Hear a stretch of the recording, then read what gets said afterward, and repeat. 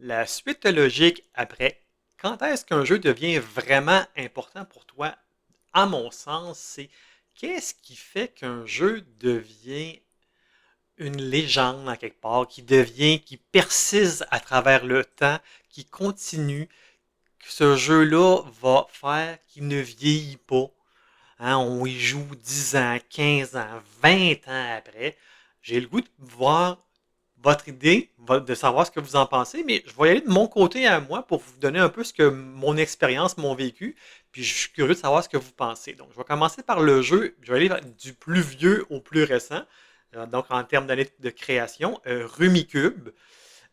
Clairement, c'est un jeu qui a été créé l'année de ma naissance en 1977, ça ne me rejeunit pas. Et ben, c'est un classique, on joue à chaque année. Je dirais pas que je joue 20 fois par année, je dirais pas que je joue 10 fois non plus par année la plupart du temps, mais un 5 fois, des fois on peut se rendre jusqu'à plus ou moins peut-être proche du 10. C'est un classique, c'est un jeu qui est facile, qui est accessible à tout le monde, puis que ben il a très bien perduré. Puis la version que j'ai, c'est une version avec la petite valise qui se trimballe super facilement, qui est vraiment efficace, qui est vraiment agréable. Puis, ben, tout le monde sait jouer. Puis, si tu sais pas jouer, ben, je t'apprends les règles en dans une minute et demie, top chrono ou à peu près, sincèrement. Fait que c'est le genre de jeu qui va perdurer dans le temps, qui va rester dans ma ludothèque. Ben, ça va faire 50 ans quasiment qu'il est là, fait qu'il n'y a pas vraiment de raison de disparaître. Suivant un gros titre, il n'y a pas de doute, là, Carcassonne. Qui est-ce qui ne connaît pas Carcassonne? Qui est-ce qui a jamais joué à Carcassonne? Après ça, que vous aimiez ou pas, que ce soit plus votre style de jeu, c'est correct, il n'y a pas de problème, mais tout le monde connaît ou à peu près Carcassonne si tu es un grand joueur de jeux de société, encore plus si ça fait plus que 5 ans que tu es dans le domaine, si ça fait 10, 15, 20 ans que tu es dans le jeu de société, il y a des grosses chances que tu aies au moins entendu parler de ce titre-là ou tu y aies déjà joué à plusieurs reprises.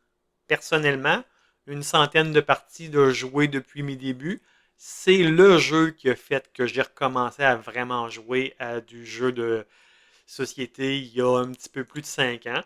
Vraiment beaucoup de plaisir. On découvre encore tranquillement les extensions. Il y a une barge d'expansions.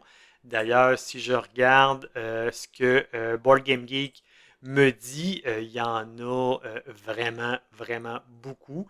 Il y a eu un temps qu'on en sortait à peu près à toutes les sauces et presque à toutes les années. Fait que c'est un titre qui est quand même agréable, qui, si on met toutes les extensions, on passe plus du niveau familial, on peut vraiment se rendre à un niveau intermédiaire, voire intermédiaire élevé, qui peut s'approcher de l'expert dans certains cas, quasiment, je dirais, si on met toute la gang, parce que le jeu va venir vraiment plus complexe et plus long. Suivant, Dominion, clairement, découverte personnellement l'année passée, mais qui existe depuis 2008 quand même, hein? On est en 2026, ça fait un beau 18 ans qu'il existe, il est très présent. C'est entre guillemets le père du deck building. Il y a des gens qui vont dire que c'est pas le premier deck building, c'est vrai. C'est pas lui qui a totalement lancé le style, c'est vrai.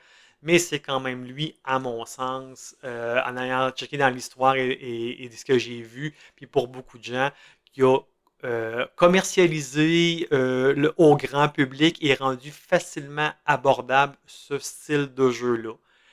J'ai joué à d'autres styles de deck building, entre autres, comme beaucoup de gens de cette époque-là, à Magic the Gathering. Mais Magic, on ne se cachera pas que c'est un jeu qui coûte une fortune à jouer si tu veux jouer longtemps.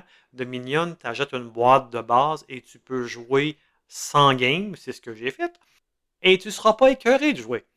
Tu vas avoir du choix, tu vas avoir de la variation possible. Et il y a une tonne aussi d'expansions. Je me suis acheté des expansions, ma copine en a acheté.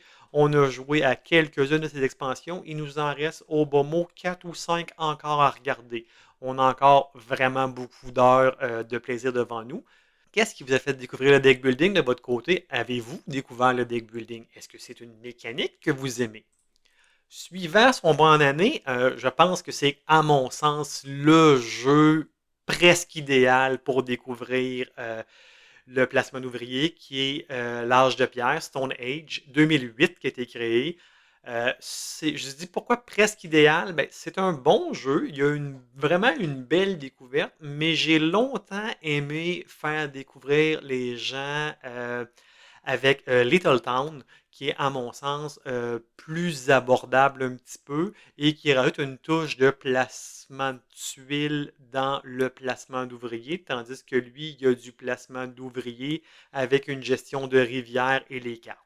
C'est deux styles très abordables, quoique Little Town un petit peu plus facile à aborder et avec des jeunes enfants, je crois qu'il y aurait plus de chance avec le visuel et la facilité des règles. Mais bon, ça reste à voir. Chacun ses intérêts, comme on dit.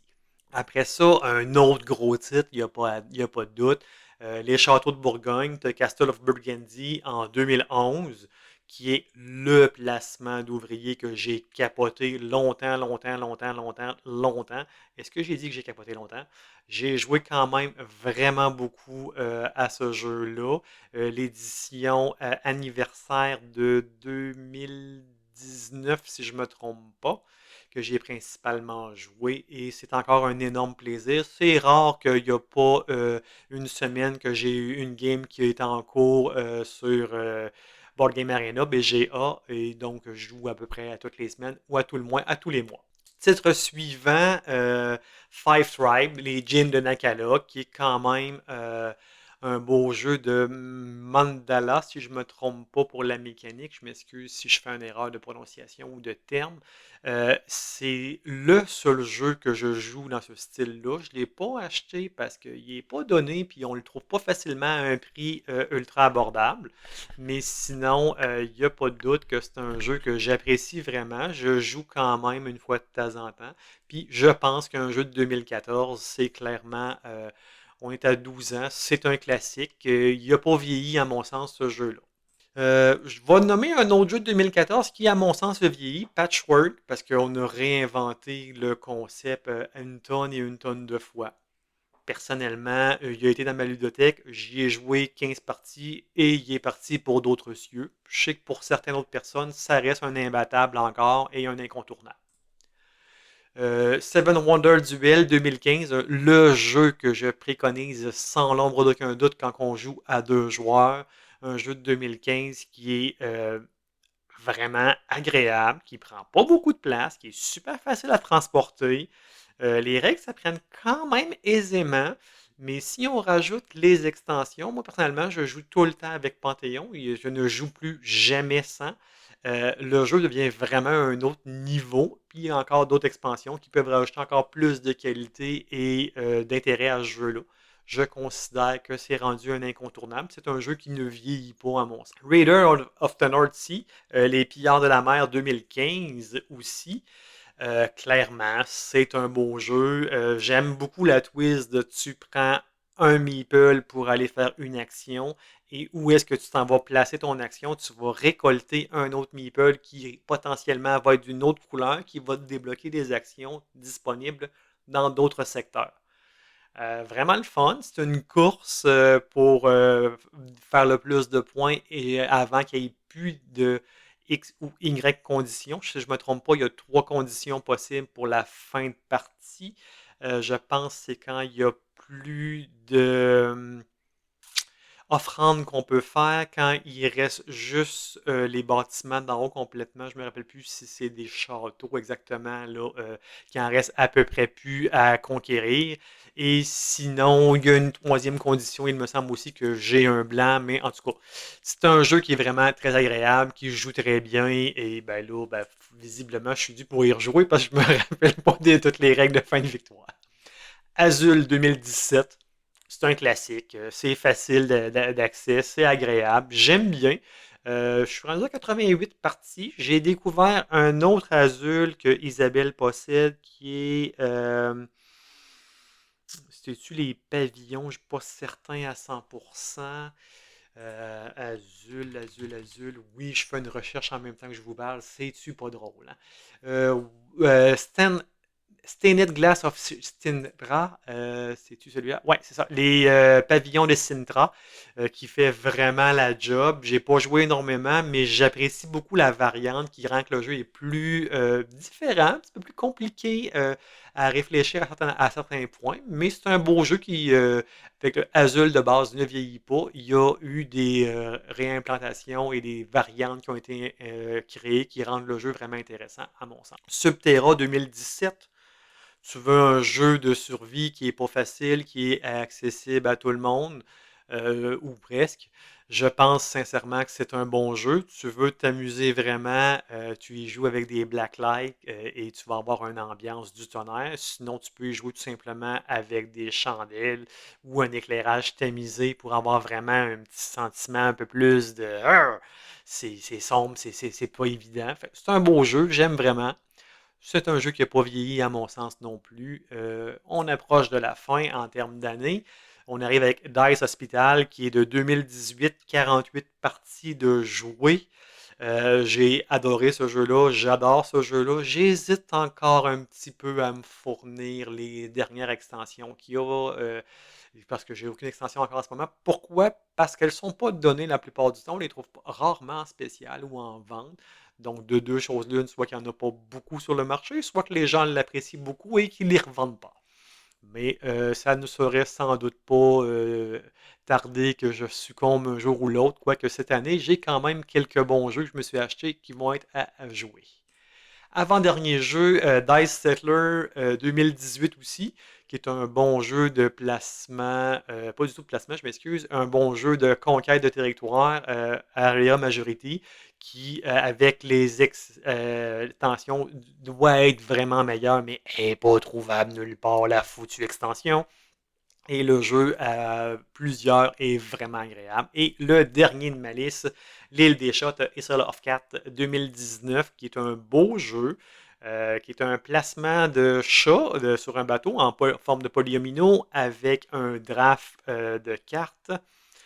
Euh, Quand même une belle apprentissage, un beau jeu qui ne vieillit pas, qui est agréable à jouer encore, que j'ai vraiment du plaisir, que les gens la plupart du temps vont être assez intéressés à jouer.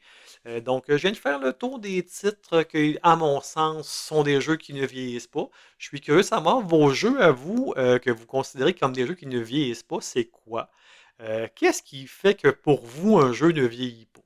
Qu'est-ce qui fait qu'un jeu est intéressant à garder dans sa ludothèque et qui rentre dans cette catégorie-là qui est l'âge d'or d'un jeu, que quelqu'un veut vraiment avoir ce titre-là, qu'un jeu, tu vas dire oui, je l'aime aujourd'hui, je l'aime demain, l'année prochaine, dans 10 ans, dans 20 ans, dans 30 ans, voire plus pour certains jeux. Je crois que quand un jeu réussit à se démarquer par sa mécanique, par sa facilité, son apportabilité, donc il est facile de jouer, de le comprendre, d'y jouer, d'y revenir, ou par son originalité, c'est souvent des bonnes raisons qui vont faire qu'un jeu va perdurer dans le temps.